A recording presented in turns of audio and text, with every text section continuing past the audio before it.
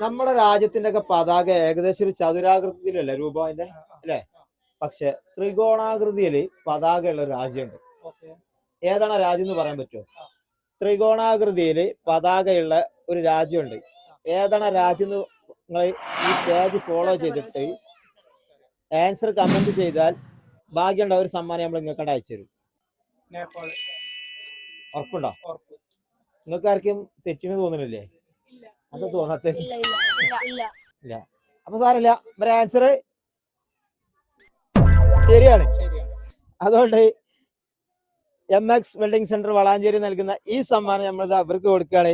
ഏത് ആഘോഷമായാലും കല്യാണമായാലും പെരുന്നാളായാലും ഓണായാലും വിഷുവായാലും അടിപൊളി വസ്ത്രങ്ങൾ ഇതാ MX വെൽഡിംഗ് സെന്ററിൽ റെഡിയാണ്.